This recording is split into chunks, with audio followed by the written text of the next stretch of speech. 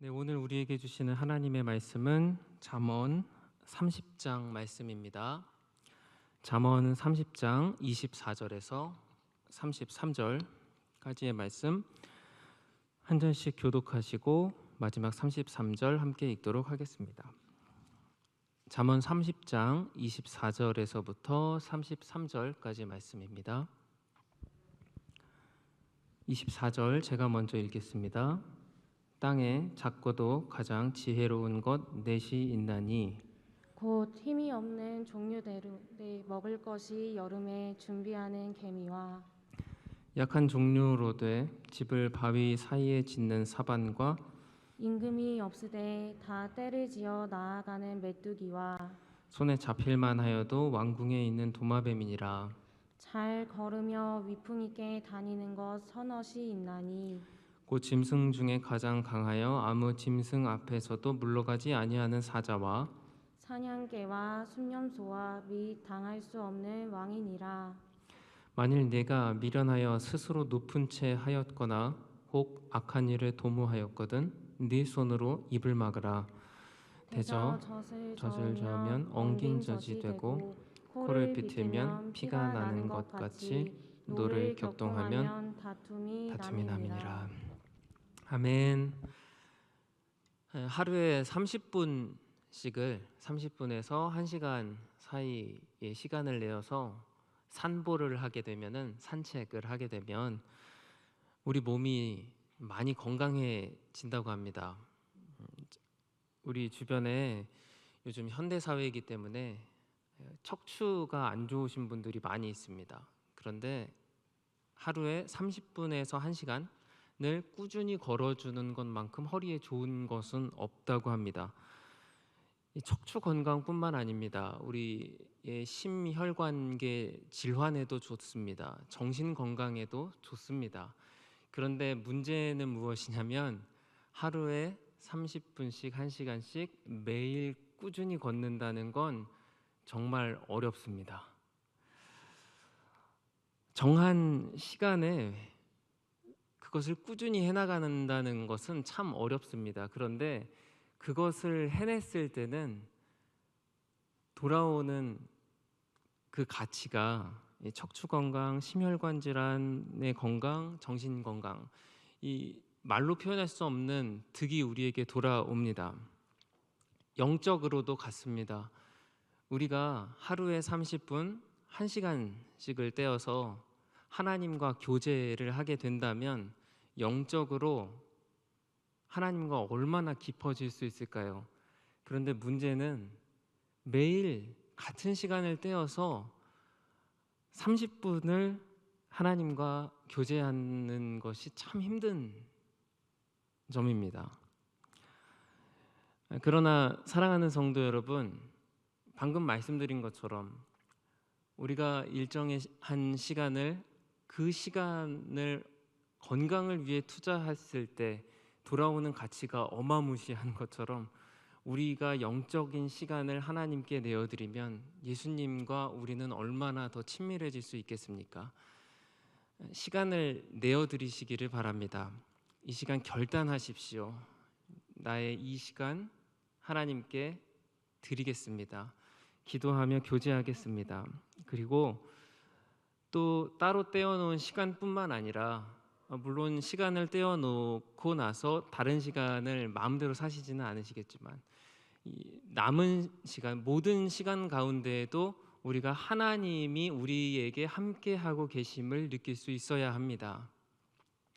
오늘은 이 두 번째 부분에 대한 내용입니다.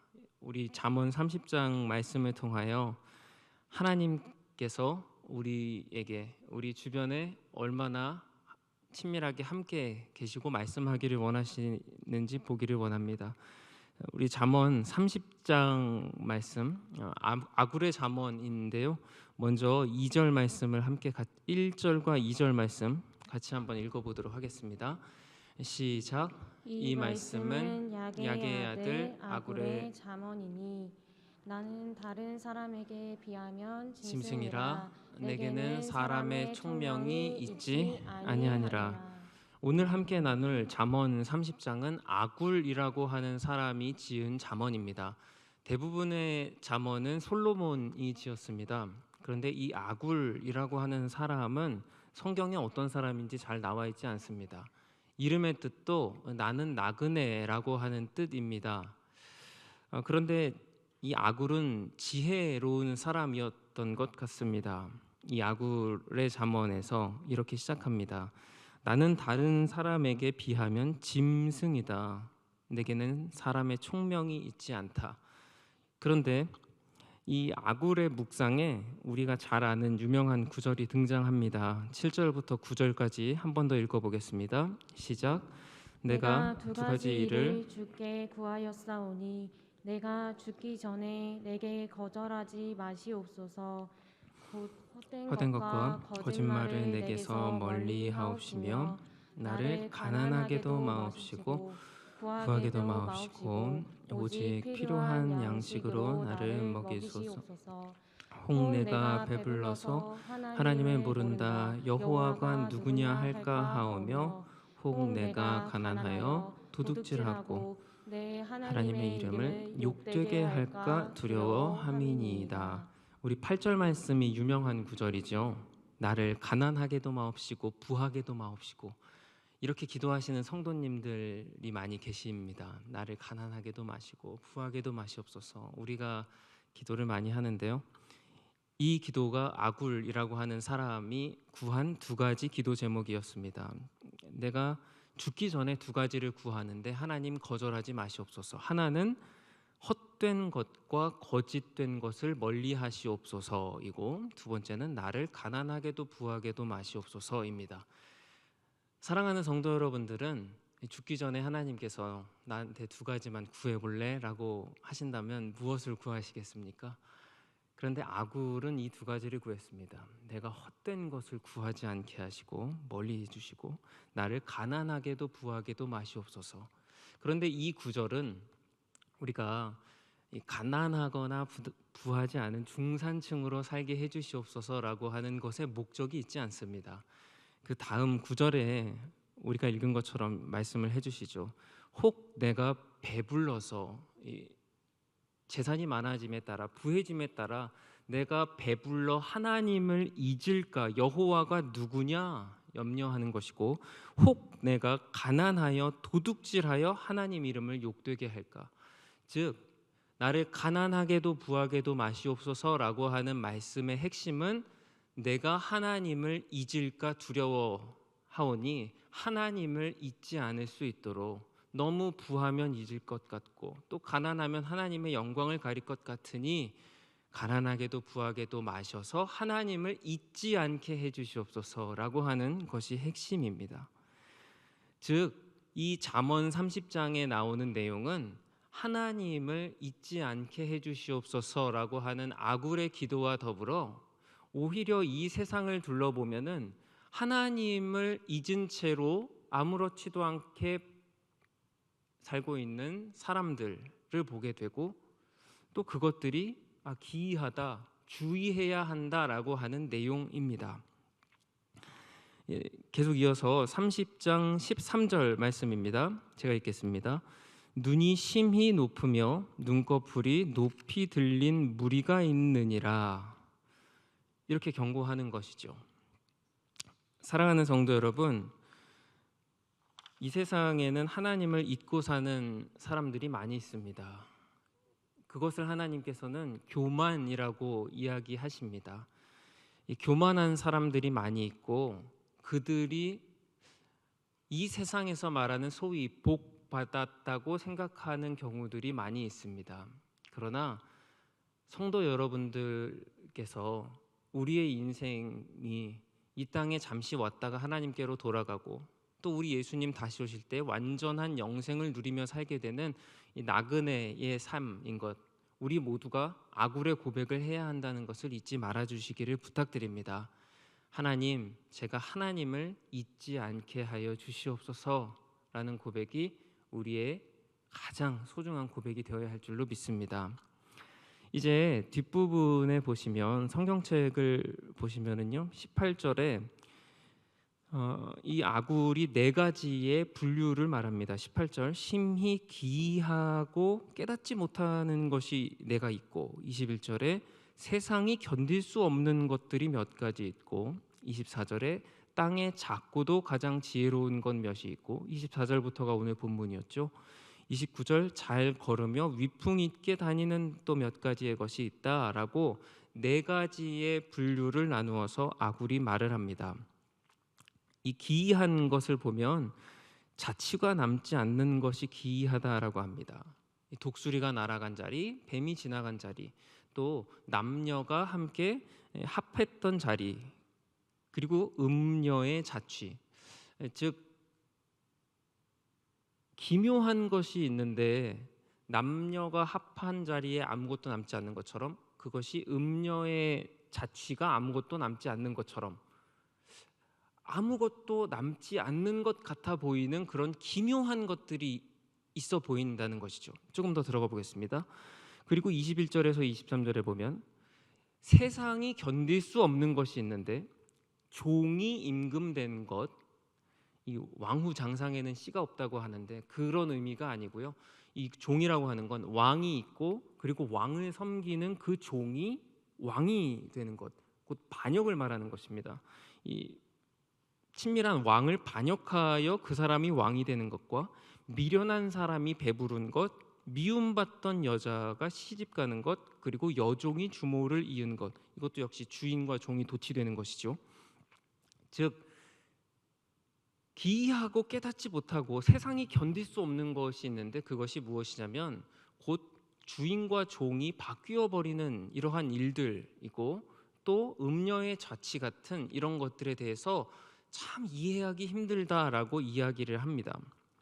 그리고 이제 오늘부터의 본문입니다. 또 이러한 세상의 일들 가운데에서 이것을 이야기하는 이유는 앞서 우리가 본문을 읽은 것처럼 하나님을 잊으면 안 된다고 하는 중심 사상에서부터 하나님을 잊고 사는 아무렇지도 않은 사람들이 있는 것이죠. 음녀도 그러하고 반역을 일으키는 종이 임금되는 사건도 그러하고, 그런 일들이 아무렇지도 않게 일어나는 것이 참 기이하다, 그런 사람들이 있는 곳에 주의해야 한다라고 하는 내용입니다. 그리고 이제 24절부터는 땅의 작고도 가장 지혜로운 것 몇 가지가 있는데, 곧 힘이 없는 종류로 돼 먹을 것을 여름에 준비하는 개미, 그리고 바위 사이에 집 짓는 사반, 임금이 없어서 그래도 떼지어 다니는 메뚜기, 왕궁에 있는 도마뱀들을 나열을 합니다. 이 잠언을 읽다 보면 이해가 안 될 때가 많습니다. 그래서 처음부터 지금 차근차근 설명을 해드리고 있습니다. 아굴이 하는, 우리에게 주고자 하는 잠언은 하나님을 잊으면 안 된다라고 하는 것이고, 하나님을 잊은 채 교만하게 아무렇지도 않게 살아가는 그러한 세상 만사들이 있고, 또 24절부터 보시면 그런데 땅에 보면 오히려 지혜로운 것들이 있는데 개미, 사반, 메뚜기, 도마뱀 같은 것들이 하나님의 질서 속에서 조화롭게 살고 있는 것들도 있다는 것입니다. 주제부터 말씀드리면 인간들은 오히려 범죄하고 있는데 동물들을 들여다보면 하나님의 섭리 안에서 오히려 창조주의 법칙을 순응하며 잘 따라가고 있는 것들이 보여진다는 점입니다. 대조하는 것이죠. 그 첫 번째 24절에 보시면 25절이죠. 힘이 없는 종류로 돼 먹을 것을 여름에 준비하는 개미가 나옵니다. 개미는 군집 생활을 하는 동물들 가운데 가장 조직적이고 질서 있으며 부지런한 동물입니다. 그래서 어떤 생물학자는 개미는 한 마리로 분석하는 것은 아무 의미가 없고 한 군락으로서, 집단으로서 분석할 때만 의의가 있다고 하는 이 뉴스 기사도 본 적이 있습니다. 개미는 작고 보잘것없지만 하나님의 섭리 안에서 그 속에서 부지런함을 잘 실행하고 수행하고 있다는 점입니다. 그런데 우리 인간사를 들여다보면은 구약에서 잠언에 얼마나 게으름에 대해서 경고하는지 아십니까? 게으른 자들에 대해서 게으른 자는 밖에 나가려고 하지 않으니 밖에 사자가 있다 하는도다. 나 밖에 사자 있어서 나 못 나가라고 말한다는 것이고, 게으른 자는 어미와 아비의 근심이 되느니라. 미루 셀 수 없이 말합니다. 아마 구약 시대에도 이 게으르고 나태한 사람들이 많이 있었던 것 같습니다. 그러하면 신약은 어떠할까요? 신약 시대도 같습니다. 로마서 12장 11절에 보면 바울 사도가 이렇게 권면하죠. 부지런하여 게으르지 말고 열심을 품고 주를 섬겨야 한다라고 말입니다.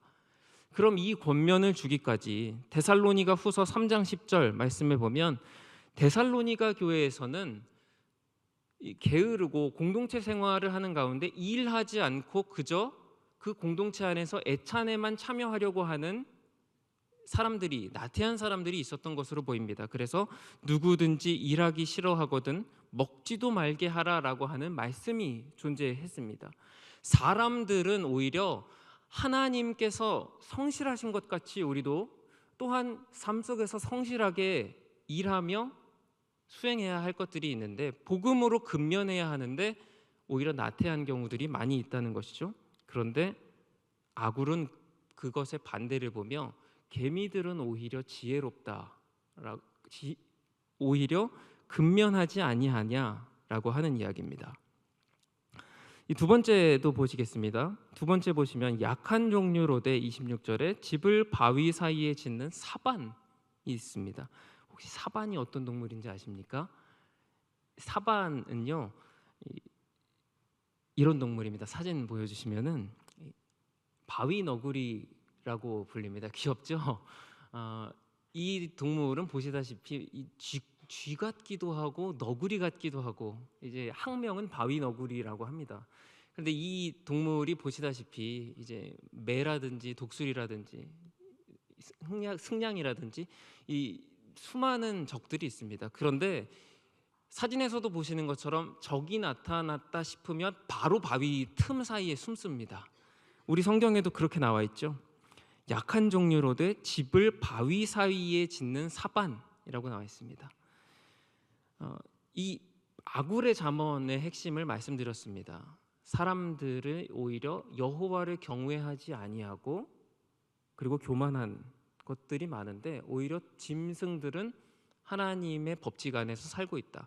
사반은 사진에서 보신 것처럼 참 약한 동물입니다. 그런데 적이 나타나면 자신이 어디에 숨어야 하는지, 무엇에 자기를 의탁해야 하는지를 분명히 알고 있습니다. 바위죠. 성경에서 26절에 나오는 바위는 언제나 여호와 하나님을 가리키는 구절로 많이 사용됩니다. 말씀을 보여주시면은 시편 71편에서도 주는 내가 항상 피하여 숨을 바위가 되소서, 주께서 나를 구원하라 명령하셨으니, 함께 읽겠습니다.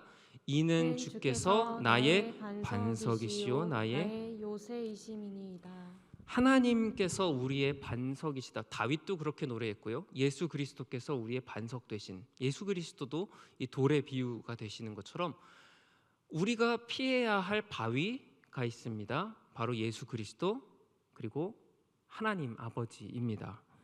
그런데 오늘 말씀을 다 읽지는 못했지만, 잠언을 다 읽지는 못하지만 수많은 사람들이 반석 되시는 하나님께 숨는 것이 아니라 다른 바위에 숨는 경우가 많다는 것입니다.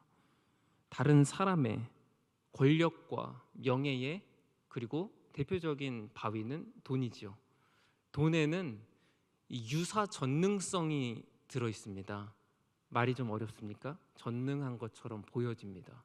돈이 있으면 뭐든지 다 할 수 있는 것처럼 느껴지기 때문입니다. 그런데 인간들은 수많은 거짓 바위에 자신의 몸을 의탁하고 숨기려 하는데, 이 작고 볼품없어 보이는 사반은 자기가 어디에 숨어야 하는지를 잘 알고 있다는 것이죠. 두 가지 더 보고 우리 적용하고 이제 밑부분 보겠습니다. 메뚜기를 보시면 메뚜기는 떼를 지어 이동하죠. 공동체성입니다. 로마서 12장 5절 함께 읽어보겠습니다. 시작. 이와 같이 우리 많은 사람이 그리스도 안에서 한 몸이 되어 서로 지체가 되었느니라. 메뚜기는 이동할 때 홀로 이동하면 자신이 얼마나 취약한지를 잘 알고 있습니다. 그래서 떼를 지어서 강을 건너고 이동하게 됩니다. 떼를 지어서 이동하는 메뚜기, 바로가 10가지 재앙의 메뚜기 가운데 꼼짝 못했던 것들 보셨죠? 함께 있을 때 힘을 발휘한다는 것을 메뚜기도 압니다. 그런데 하나님의 백성들 사이에서 이것을 잊고 있는 것은 아닌가? 또 도마뱀도 재밌습니다. 이 도마뱀을 보시면 28절에 손에 잡힐만 하여도 왕궁에 있는 도마뱀. 도마뱀은 이 고대 근동에서 많이 서식하고 있습니다. 또 습한 곳에 가게 되면 동남아시아라든지 뭐 중국의 남부지방 이런 곳들에 가게 되면 이 도마뱀들이 많이 있습니다. 그래서 제 친구 선교사도 목이 많아서 힘들지라고 물어보면 모기보다 도마뱀 때문에 자는데 도마뱀이 친구하자고 자꾸 이렇게 몸을 기어 올라와서 힘들다고 이런 이야기를 합니다. 그런데 도마뱀이 어디에 삽니까? 왕궁에 삽니다. 앞서 말씀드린 것처럼 사람들은 수많은 바위들에 자기를 의탁하며 살려고 하는데 도마뱀도 왕궁에 삽니다. 여기 너만 사냐? 이러고 도마뱀도 왕과 같이 사는 것처럼 손에 잡힐만 하여도 왕궁에 있는 도마뱀이다. 아굴이 이렇게 표현합니다. 사람들은 자기가 왕궁에 살고 또 높은 권력이나 권위에 있으면 그것이 자기를 지켜줄 것이라고 믿으며 삽니다. 그런데 오바댜 1장 3절, 오바댜는 높은 고관들에게 보내시는 하나님의 경고이지요. 같이 읽어보겠습니다. 너의 마음의 교만이 너를 속였도다. 바위 틈에 거주하며 높은 곳에 사는 자여, 내가 마음에 이르기를 누가 능히 나를 땅에 끌어내리겠느냐 하니. 너의 마음의 교만이 너를 속였도다. 바위 틈에 살며 높은 곳에 사는 자들아, 네가 마음에 이르기를 누가 나를 능히 끌어내리겠느냐. 사람들은 이 왕궁에 사는 사람쯤 되면 이제 마음이 교만해집니다. 그런데 다시 한번 정리하면 오히려 아굴은 이 세상의 사람들은 교만해지는 사람들이 참 많은데 동물들을 보면 하나님의 질서와 법칙에 잘 순응하며 살고 있는 것 같구나라고 잠언 30장에 노래하는 것입니다. 사랑하는 성도 여러분, 우리 이번 주일 설교 가운데 발람의 이야기를 들었습니다. 발람은 하나님의 말씀도 들었습니다. 하나님께서 같이 가지 말라. 그런데 고관들이 금은 보화를 가지고 오게 되니 그 마음이 흔들려 잠깐 기다려봐. 여기서 유숙하라. 그리고 하나님께 또 물어봅니다. 하나님께서 가라고 하시죠. 근데 그 가는 길에서 결국은 발람은 끝까지 모압 왕 발락에게 가면서 내가 어떤 대접을 받을까를 기대했을 테지만 그 속에서 당나귀가 고민을 했을 것 같습니다. 아이고 이대로 걸어가면은 큰일 나는데 라고 말입니다. 인간들보다 오히려 동물들이 더 하나님의 질서 속에 순응하고 지혜로운 경우들이 있는 것 같습니다. 오늘 말씀을 적용해 보면서 저는 이 하나님께서 동물들을 어떻게 사용하시는지 묵상해 보면서 성경을 연구해 봤습니다. 그런데 놀라운 점 하나를 찾았습니다. 그것은 성경에 나오는 하나님께 쓰임을 받은 사람들의 대다수는요, 동물들 한 마리씩이랑은 다 연관이 있다는 점입니다. 오늘 말씀에도 아굴이 여러 동물들을 소개하지 않습니까? 예수님께서도 우리에게 말씀해 주시죠. 구약부터 예수님께서 누가복음에 이렇게 말씀해 주셨습니다. 까마귀를 생각해 보라. 저 까마귀도 하나님께서 입히시는데 너희를 버리시겠느냐. 그러니까 까마귀를 누가복음에 정말로 이렇게 적혀 있습니다. 까마귀를 생각하라. 이렇게요. 그러니까 우리가 두려움을 느낄 때 까마귀를 보면 까마귀를 생각해 보라는 것이죠. 까마귀도 하나님이 입히시는데 나 하나님이 안 입히시겠어? 그런데 우리는 대다수의 경우에 어떡하나요? 까마귀 보면 아이 재수 없는 새 뭐 이렇게 생각하기도 하죠. 자, 베드로를 생각해 보겠습니다. 베드로는 예수님께서 승천하신 이후로 아마 매일 새벽에 닭만 보면 예수님 생각났을 겁니다. 닭 3번 울기 전에 네가 나를 부인할 거다. 그 사건이 있지 않습니까? 베드로는 이 치킨만 보면은 예수님 생각났을 것입니다. 울었겠죠. 엘리야요. 엘리야도 까마귀가 먹을 것을 갖다 주었어요. 까마귀 보면 하나님이 나를 먹여주셨던 그 생각했을 것입니다. 이루 다 말할 수가 없습니다. 하나님께서는 이 동물들을 통해서도 우리 인간들에게 말씀하실 수 있는 방편들로, 물론 우리에게 주시는 가장 좋은 특별 계시는 하나님의 말씀 성경인 줄로 믿습니다. 그런데 하나님의 그 일반 계시가 동물들을 통해서도 우리에게 들려질 수 있다고 하는 재미있는 점을 찾게 되었습니다.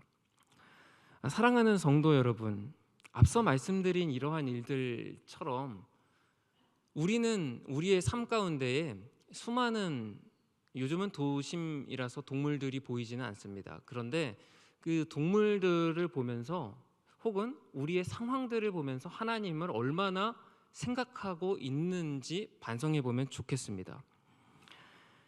오늘날에는 우리 교회가 영혼 구원이라고 하는 이 지상 사명을 목표로 나아갑니다. 그런데 영혼 구원만이 다가 아닙니다.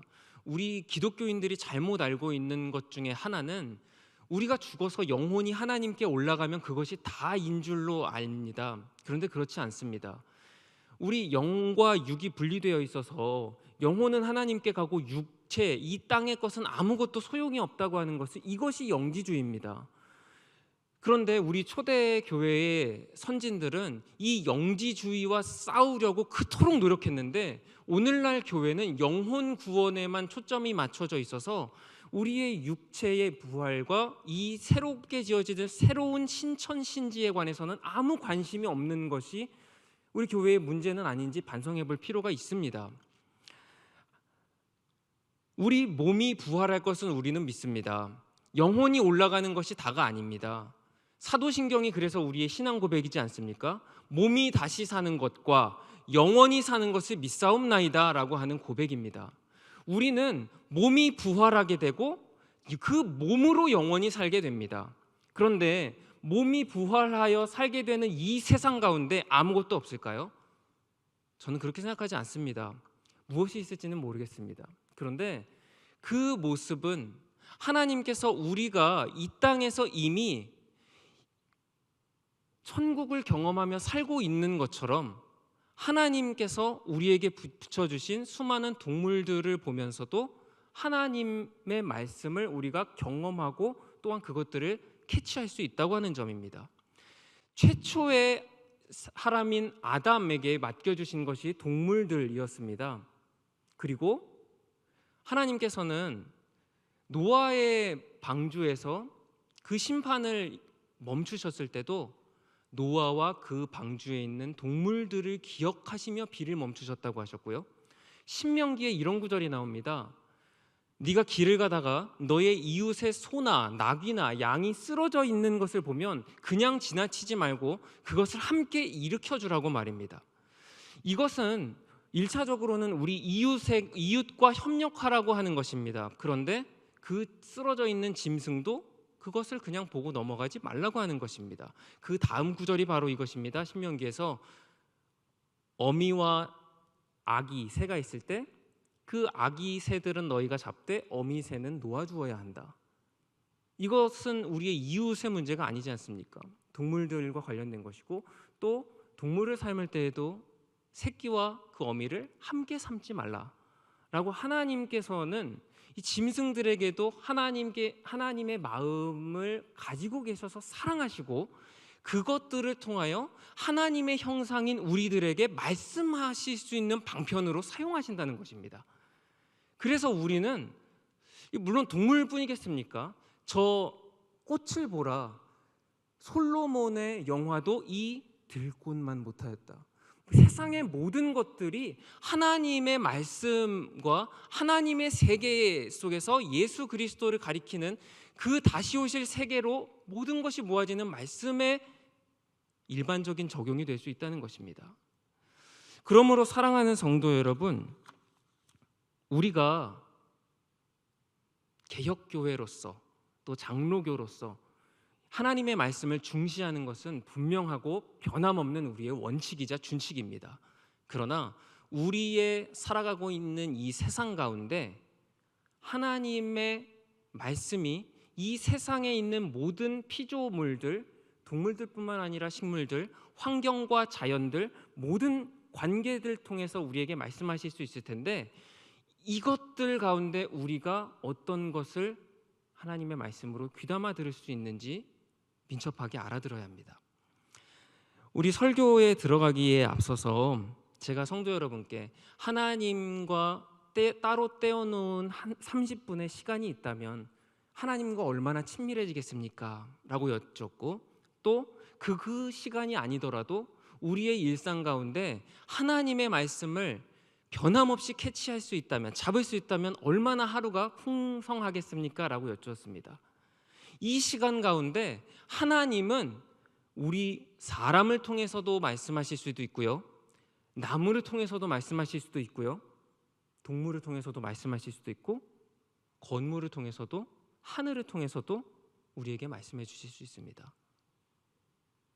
파괴된 자연 하늘들을 보며 하나님께서 정말 이렇게 아무 뒤를 돌아보지 않고 개발과 발전해 나가는 인간의 성장 주도의 개발, 하나님이 정말 원하실까? 라는 것을 회개하며 기도할 수 있습니다. 동물들, 오늘날 우리가 먹고, 오늘날엔 대부분 동물들을 이 반려동물이 아니면 주로 이제 먹는 데 사용합니다, 도시 사람들은. 그런데 이 동물들을 사육하는 환경들은 과연 얼마나 좋을까요? 그렇지 못할 겁니다. 저는 계란을 보고도 하나님이 원하시는 것이 이런 것일까라는 생각을 한 적이 있습니다. 사랑하는 성도 여러분, 계란 고르시는 법 아십니까? 제가 하나 알려드리겠습니다. 계란을 보시면은 뒷자리 가장 뒤에 숫자가 있습니다. 그 숫자를 보시면 항상 1, 2, 3, 4 중에 하나입니다. 4는 닭장 달걀입니다. 요만한 닭장에서 움직이지 못하고 계속 거기서 알만 낳다가 죽는 닭입니다. 그럼 병이 나겠죠. 항생제 주사 놓습니다. 평생 그렇게 알만 낳다가 죽은 닭의 달걀을 우리가 먹습니다. 4번 달걀, 끝자리를 보시면 됩니다. 3번 달걀입니다. 그 닭을 밑으로 내려가게 해줍니다. 푸르륵 내려가서 돌아다니다가 다시 고기로 와서 가둬둡니다. 3번. 2번 이제 밖으로 좀 풀어줍니다. 1번 완전 자연 방사입니다. 하나님께서 원하시는 것이 오늘날 우리가 소비하는, 앞서 말씀드린 것처럼 뭐 돈이 인간들의 바위가 되고, 이러한 시대 가운데 우리가 너무 소비주의에 치우쳐서 하나님께서 정말 원하시는 세상은 어떤 것인지 아예 고민을 안 하는, 뭐 달걀을 드시지 말라는 것이 아니고요, 꼭 이제 뭐 1번 달걀을 드십시오 이것을 말씀드리는 것이 아닙니다. 그런데 하나님이 원하시는 창조 세계의 방향은 어떤 것일까 우리 기독교인들이 고민해 봐야 한다고 제시해 드리는 것입니다. 그래서 오늘 설교의 제목이 동물들을 통해서도 말씀하실 수 있는 하나님입니다. 저는 이 동물들만 말했는데 사실 환경과 여러 자연 질서들, 우주의 섭리들을 통해서도 하나님은 우리들에게 얼마든지 말씀하실 수 있으십니다. 우주의 광대하심보다 더 넓으신 하나님의 넓으심, 저 바다를 보며, 저 바다의 깊은 것들을 보며 그 바다의 깊은 것들보다 더 깊으신 예수 그리스도의 사랑의 깊이, 우리 믿음의 선진들은 하나님의 말씀은 당연히 우리가 간직하는 것이고요, 피조 세계를 보면서도 자신의 야욕과 자신의 만족을 추구하는 것이 아니라 하나님을 생각했습니다. 시편 104편 24절에서 25절입니다. 함께 읽겠습니다. 시작. 여호와여, 주께서 하신 일이 어찌 그리 많은지요. 주께서 지혜로 그들을 다 지으셨으니 주께서 지으신 것들이 땅에 가득하니이다. 거기에는 크고 넓은 바다가 있고 그 속에는 생물 곧 크고 작은 동물들이 무수하니이다. 아멘. 시편 104편. 다윗도 하나님의 말씀은 당연히 소중하고 우리의 원칙, 원리, 준칙이며 이 세계를 보며 하나님의 크심과 깊으심과 온유하심과 자비하심과 하나님의 위대하심을 발견할 수 있었던 것입니다. 모든 자연, 모든 생물을 보면서 말이죠.